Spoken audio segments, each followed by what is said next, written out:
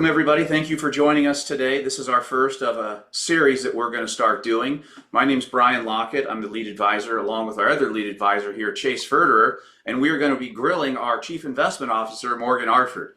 We do these meetings in the office once a month, but we thought, why don't we actually give a glimpse behind the curtain as to how these meetings look so you can see what the conversation looks like. Now, we're going to spare you from the hour or hour and a half long that those meetings go, and we're going to try to make this down, 20, maybe 30 minutes, depending on how that goes. But it's actually going to be a really casual format. This is more conversational. So at the end of the meeting, if you have questions, because we're going to throw a lot at you in this, there will be an opportunity to go ahead and schedule for conversation with Chase, Brian, Jason, or even Morgan. So Morgan, if you would, why don't you take us through what you always start every meeting with, which is that factor wheel. Thanks, Brian. So most of you who have been to any of our events have seen this factor wheel, and all the advisors have seen this factor wheel. I start every single conversation with this piece because I believe this is like the one chart. If I use any chart in my 170 slide deck, which Chase still makes fun of me about, it used to be 200. It used to be much longer than that. And we'll continue to make fun of you about. Yeah. It was 230 when Chase first came on, and I've slimmed down. I went on a diet. Okay. It was quite something. Anyway, the point of this one here is to really try to succinctly capture what's going on in the main data groups of our model. Our model, which is expanding to 164 different variables. So it's kind of fun that they get captured in all those different places. But I know that you guys don't all want to see that. So what I try to capture here is kind of succinctly again, what has changed.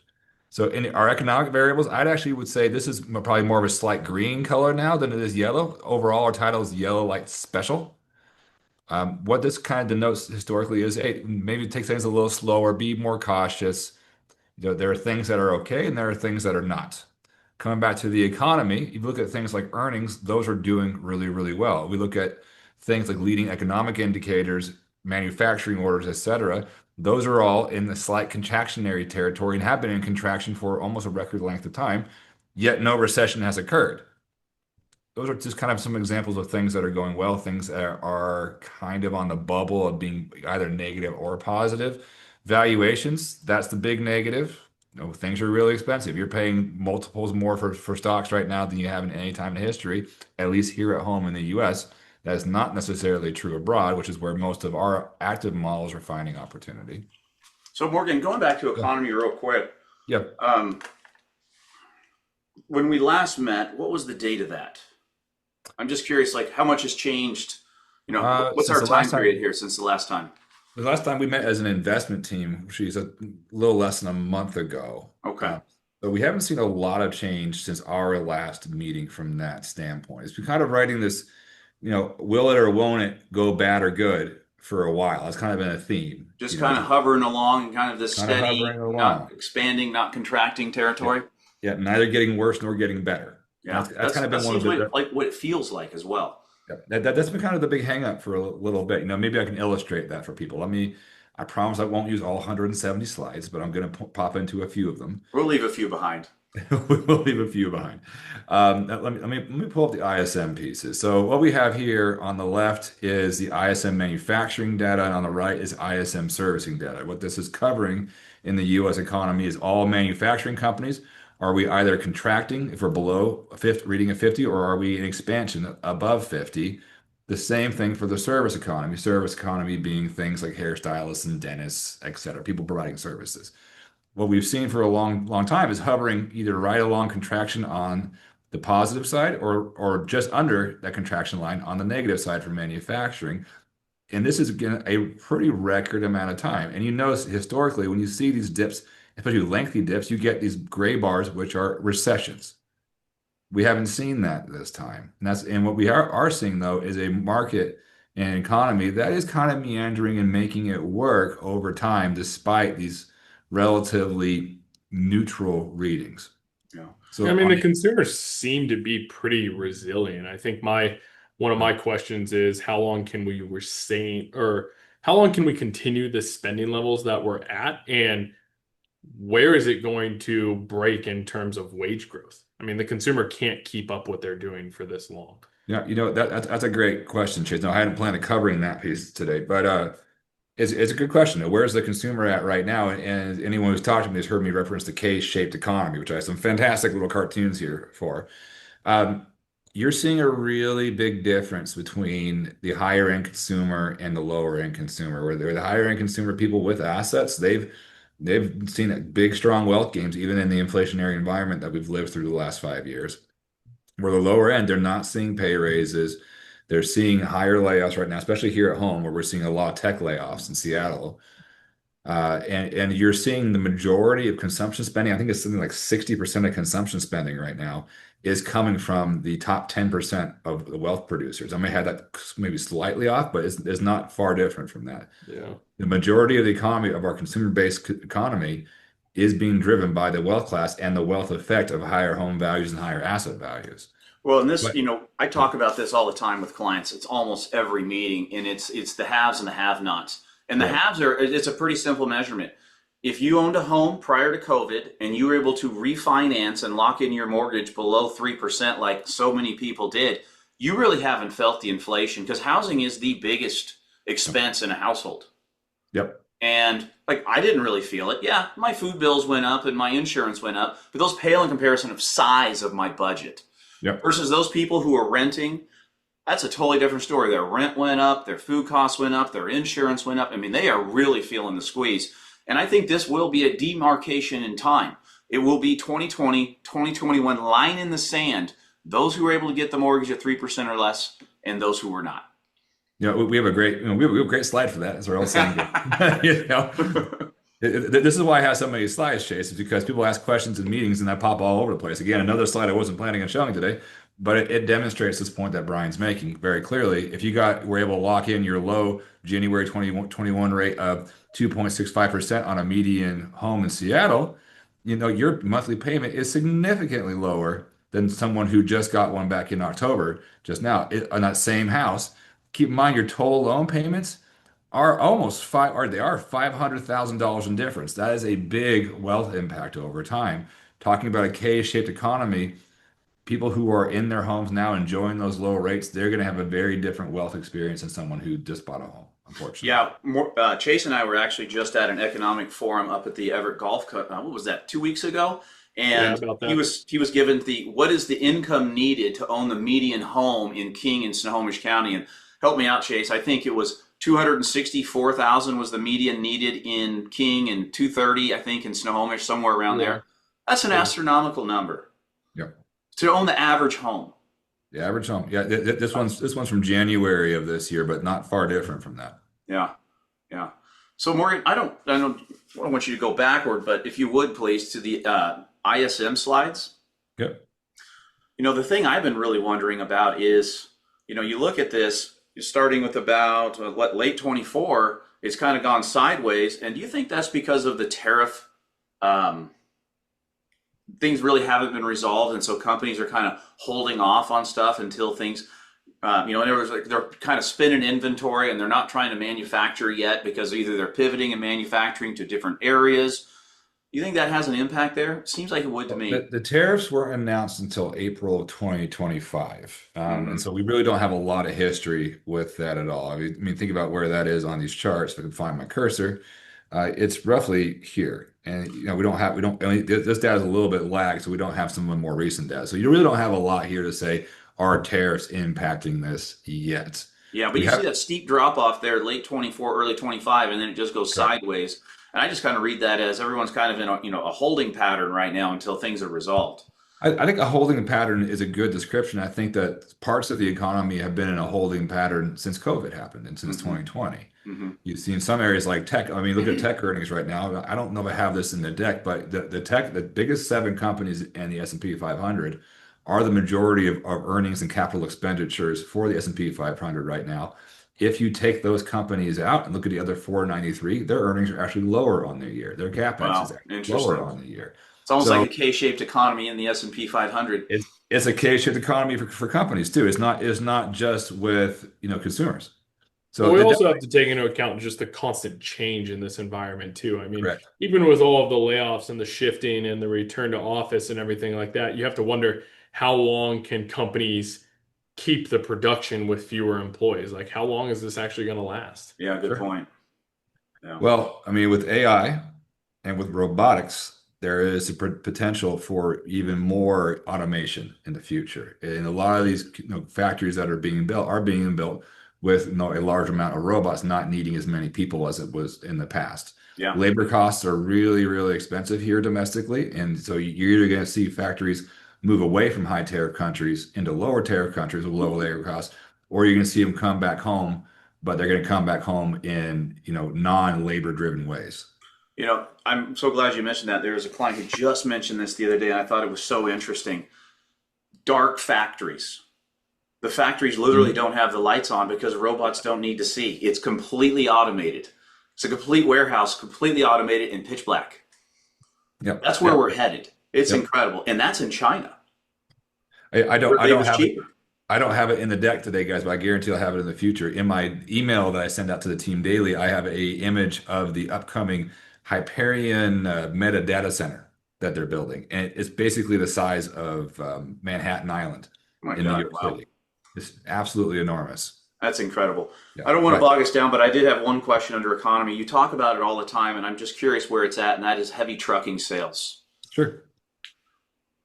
So look at the heavy truck sales. That's another one of the signs that this one would fall into the call it the negative column, even though you can say, hey, this the number where it's at right now is roughly call it median. It's right average in the middle. Now, heavy truck sales, to explain this more, these are your semi trucks. So if people want to move lots of goods, companies want to move lots of goods, they're going to need to keep buying semi trucks over time to replace old ones to add to their capacity. So when you see this number ticking up, you can say, hey, this is a great environment. A lot of companies want to move a lot of stuff all over the country, all over the world. What we're looking at now is a roughly average level, but this direction is important. What I always say to the team is, nominal level is important, but direction is important too. So up or down is at least as important as what level is it. And Interesting. so right now we're in a very clear downtrend in truck sales at the moment. This is something to pay attention to. So the nominal level, that's okay. The decline is something to pay attention to. That makes me a little nervous. That's one of the factors leading into that more yellow color, that more neutral coloring of our factor wheel in the economic zone. It kind of looked like it's tracking that ISM manufacturing, that it's starting kind of moving sideways this year. Yeah, it's trending down, but kind of moving Yeah. sideways since earlier And this year. yep, then those things will be correlated Which because makes sense. that's what trucks are moving. They're moving the goods that are manufactured. Right, makes sense. So to kind of finish up this page, human behavior is something we pay a lot of attention to. This is, how greedy or fearful are investors being? Well, we had a recent dust up with the Chinese over the tariffs once again, and that added a bit of volatility in the markets. And you saw, the VIX, which is something we pay a lot of attention to, which basically measures, call it the fear in the marketplace. It's how many puts are being bought versus calls. It's a little more complex than that. But what it's tracking is, are people protecting themselves or not? And when it's high, people are buying lots and lots of insurance and protection on their portfolios to prevent loss because they believe it's more likely. This is something that helped us get more involved in 2020, which is why we bought How is that heavy. comparing to historical times, Morgan? Right now, it's very low. So if I pop forward to that, we can take a look at the actual chart if you'd like. And so we look at the areas of opportunity, the 2008s and the 2020s. Absolute panic set in. Again, this is one of those signals that helped us buy aggressively in those environments because people were throwing the baby out with the bathwater. It didn't make sense. They were selling their stocks and holdings like the market was not only going into a depression, but like a nuclear bomb had gone off somewhere in the country. Hmm. Right now, we're actually below median with a VIX reading of 17.2, average being 19.4. Okay, so a little low. A little low. Actually, no, this is one of those I would say is probably heading towards the red category in more of a warning sign. Valuations, behavior, a little bit of a greedy behavior reading is a warning sign. But the economy, I would say neutral to green. Momentum is strongly positive. Momentum, simply, guys, is are prices going up and how strongly are they going up or are they going down? People like buying stuff when it's making money. Americans love a winner. That's what that kind of sums up. That's the tech trade right now. High Hmm. momentum. Interest rates, this is really more of a mixed bag because what we've seen over the last number of years is sharply higher interest rates, talking kind of going back to our slide on housing markets. That's obviously a pretty strong negative because borrowing is more expensive. However, those rates are coming down now, if slowly, and the central bank has now gone away from quantitative tightening policy back towards quantitative easing. They're no longer letting debt roll off their balance sheet. They're reinvesting proceeds, which is helping push interest rates lower. Good if you already own bonds. A lot of you already own bonds. Fantastic for those. That's why you've seen those do fairly well, even in the year where the markets are doing well. Um, it's also good for markets overall because that lowers borrowing costs. That should be good for companies with high capex spending, especially if they're leveraging to do high capex spending. So again, mixed bag there as well. Overall, what we have is a really strong negative, like kind of a negative neutral, two what I would call positive neutrals, and a very strong positive. And overall, what this tells us for our models is that we cannot be either too conservative or too aggressive. Now, recently in our RAM models, our risk adjusting models, for those that don't know, are all our acronyms. We actually made a fairly, a move into more aggressive positioning in the aggressive and the growth portfolios. Those are still really, really conservative, but we have made a first move, kind of dipping our toe into the pool of adding some aggression into there. And the reason that we're doing that is because our concerns around inflationary pressures. Those of you who've been to any of our events know that I'm highly concerned about US deficit spending and the impact that could have on the dollar. And if we look at inflation right now, it really doesn't look like it's that bad. It's just a little bit above, right around 3%, whether you use the core, which eliminates food and energy. I don't choose to do that. That's the Fed's measure. I think it's pretty silly to leave those things out, but they're highly volatile, so they leave them out. Yeah. That's the orange line. The gray line is the headline CPI, which is mostly what you see in the newspapers today. But both of those are roughly the same level right now, right around 3%, still above target for the Federal Reserve. However, what I'm primarily concerned about is that little tiny uptick there on the end, where you're again, remember the nominal level and the direction matter, and you're starting to see an uptrend in inflation. If you see a resumption of higher inflation, which could be caused either by tariffs or by deficit spending or by any number of other factors, that is where we do not want to be too income asset heavy, and hence our more conservative models are diversifying into some risk assets at this point. But it's going to be we're going to be doing so slowly over many months to make sure we don't get caught in a valuation or a revaluation downside move in the marketplace. Do you So you're think not we're seeing any, seeing- sorry, you're Go not ahead. seeing anything obvious in terms of what's driving that inflation resurgence right now? Any clear items like food, or I know energy's low, so that doesn't seem to be an issue right now. There aren't any major drivers right now. Again, it's been relatively flat. Mostly the service economy is what we're looking at and seeing inflationary pressures, though you are seeing some good pressures come back. Again, that's going to be related to some of the tariff situation. The kind of the Wall Street thought on tariff impact is that you're going to see a one-time spike and then it should flatline after that, after all companies adjust to that. Though at the same time, in 2022, transitory tariff or inflation was the concern or was the word of the time, transitory. And then we ended up having the highest inflation since the 1970s. So Yeah. I'm a little wary of Wall Street giving predictions about where inflation might go. And I'm making sure that our people are protected from that by having some diversification if they need it. Chase, you had a question. Yeah, I'm just curious if you think, in your opinion, just over the last couple of years, obviously we've seen inflation come down. Do we think it's come down because of genuine supply improvements or because of weaker demand or a combination of both? Well, so let's talk about what inflation is. So inflation is not, prices going down necessarily. Lower inflation just means that prices aren't continuing to go up.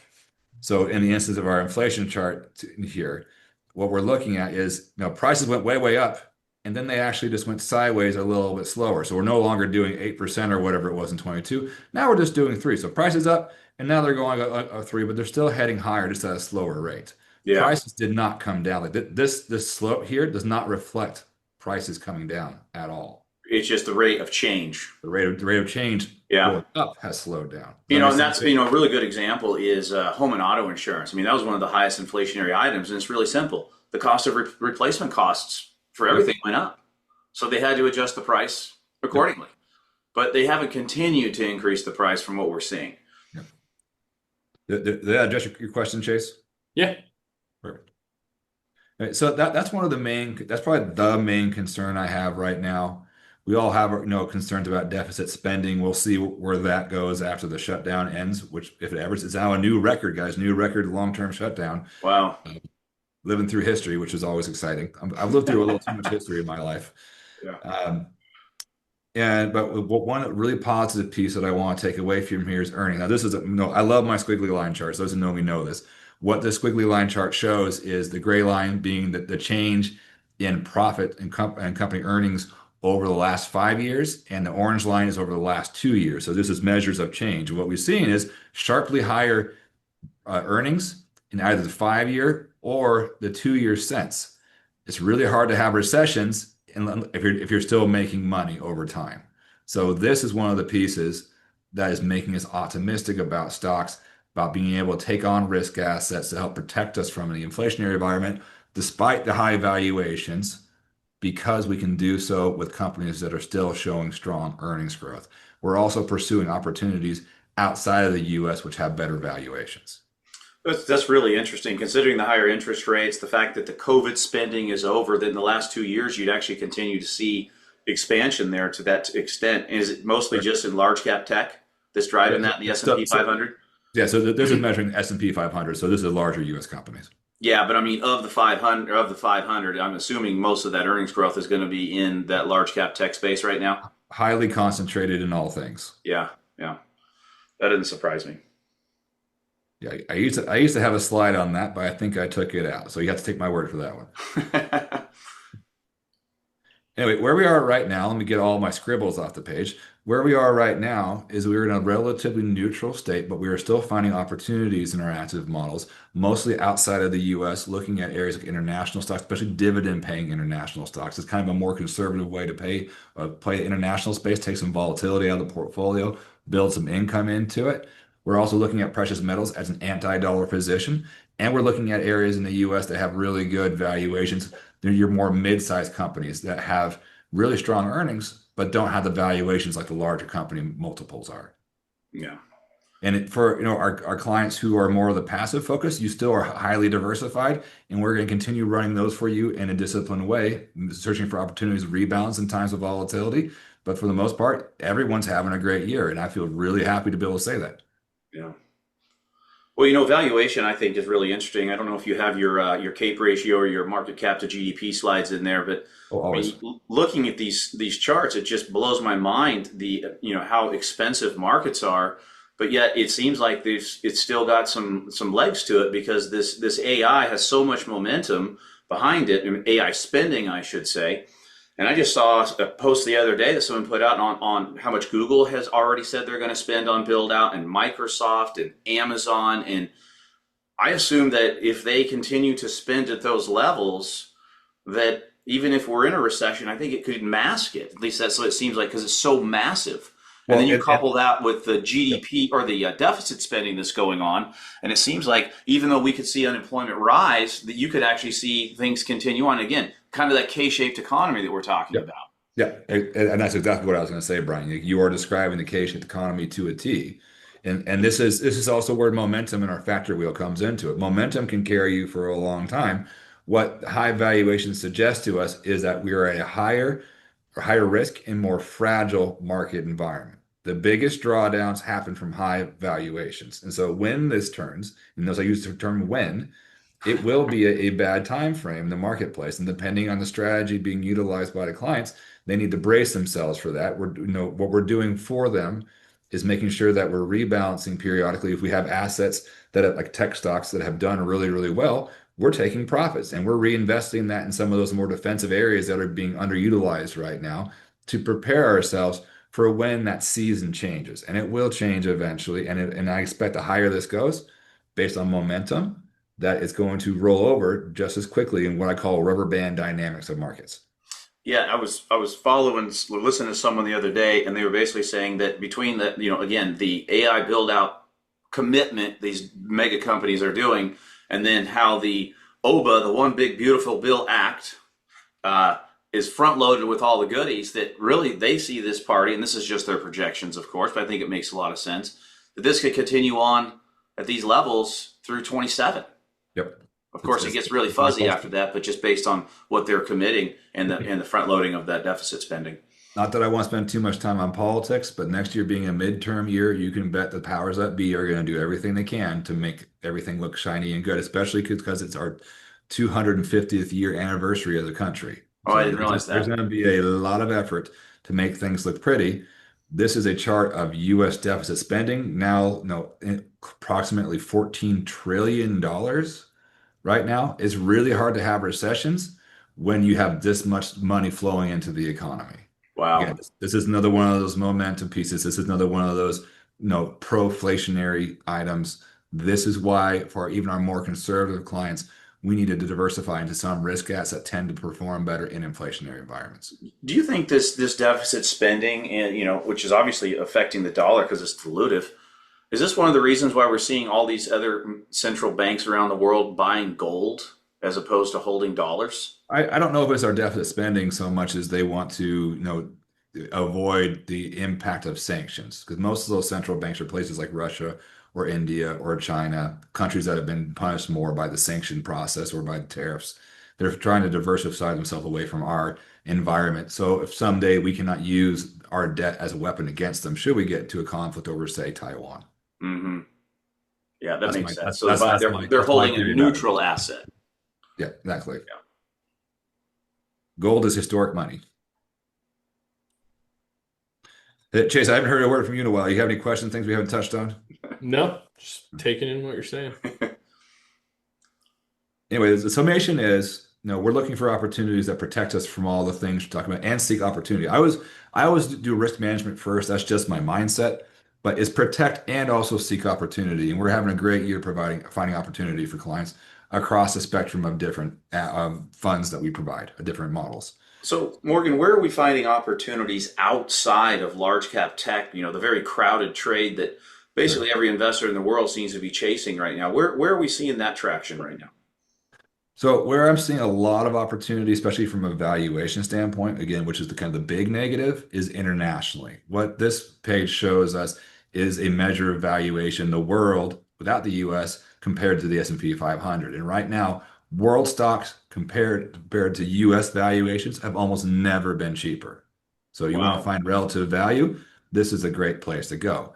I mentioned mid-sized companies earlier. I would say mid-sized companies in the US are not cheap based on their own range, but they're at least affordable. And if we again compare them to the S&P 500, they're at one of their cheapest levels ever. So those mid-sized companies compared to the large cap company valuations are very cheap. And so if you're going to buy anywhere in the US, I would encourage you to look in this space. So, Morgan, with the respect to the international, my understanding is just that, when the dollar's rising versus other currencies, you want to own US stocks. And Correct. when the dollar's falling, you want to own international stocks. Yep. Is that one of the reasons why we've seen such great performance in the international space this year? It's just simply because the dollar is declining? Well, it's not just because of that, but you're getting roughly 30 or 40% of your return this year in unhedged products, products that don't, take out that currency movement. You're getting a huge part of the return simply by owning assets that are paying in foreign currencies, like the euro or something, whatever. Yeah, yeah. When Chase and I asked that economic speaker that couple of weeks ago, and I said, are we going to continue to see the dollar decline? And his opinion was, I don't. He thinks it's pretty much bottom. So would that mean the international story is coming to an end, or is that just a helper in the international space right now? Um, he would be one of the only economists I've heard believe that. And I've gone to several JP Morgan events, both here and in New York City. I took part in the GMO event just a little while ago, and the group consensus is you have a long way to run on a dollar. Now, they don't expect it to keep declining at the same rate, Got it. but they do expect it to keep declining. I Yeah, asked he this. had actually said it was at its bottoming out. He wasn't Bottoming out. talking Good about word. it That's a growing. better way to put it. Yeah. I would call that optimistic based on Yeah. what I've seen. And a good data point I have for this is I actually asked this question of the international PM from JP Morgan a short while ago. And the comment he made is, yeah, yes, you've seen a big decline in the dollar in the last year, but it's still up 30% from 2011. Wow. Really? I did So not realize. So there's some room to go for sure. there's potential room to go. And good, no, no one has a crystal ball on these Of things. course. But if We you look at also that, have to recognize where it still remains from a reserve currency. Like this isn't to correct, put fear in people's eyes or anything like that. It's just correct. Yeah. a data point that's out there that we have to pay attention to. Well, and it provides us an opportunity to, be in equities and not in large cap tech and see decent returns. Yeah. Correct. Finally, Yep. we're seeing international perform. I mean, we beat, everyone's been beating that drum for what, 15 years? Yeah. That international should perform. Yeah. So I'm glad Chase brought that up because whenever I talk about the dollar, I invariably get someone saying, "Oh my gosh, is the dollar going to lose its reserve currency status, and what's going to happen to us?" While it's been dropping in reserve currency status for quite a long time, for many decades, it's still something almost in 60% of global reserves. It's not going anywhere anytime soon. It's probably not anything anyone on this call is going to have to worry about in our lifetimes, barring some major catastrophe. It will happen eventually. It happens to every world reserve Yep. currency, but not soon. Not anytime soon. Not anytime soon. Anyway, that's what I got for you guys. I think that kind of sums up where we are right now. We're finding opportunity for people. Most of our models are kind of holding steady in the positions they already have. Our more risk, adverse models, the risk adjusting models, they have taken on some recent equity exposure, some risk exposure, and I suspect we're going to keep adding to that over time, especially if we get more inflationary data, which will be a threat to the income positions that have done very well for them so far this year. So what do you like right now? Like, boiling it down, what are the things that you're really liking? And then after that, what are the things that are worrying you, of course, too? Like, okay, things are great, but, I'm kind of worried about this thing over here, whatever that may be. Well, the things that I like, if we talk about data, I highlighted earnings earlier. I highlighted that you're seeing some improvement in the economic variables. That's the stuff that gives me some hope. Lower interest rates is always good for the economy. You're seeing the Fed back off quantitative tightening. Now, I say all those things, and I don't want people to think that I'm pro low interest rates and pro government spending. I think that's a big problem for the future.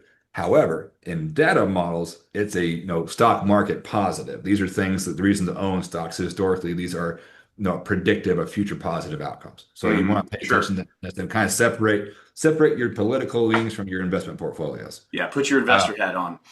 Put your investor hat on, think of it that way. Yeah. I do worry about the long term with deficit spending. I sat in on a GMO event this morning talking about how we could see Federal Reserve policy captured by high levels of deficit spending. And I'm forgetting the term for it.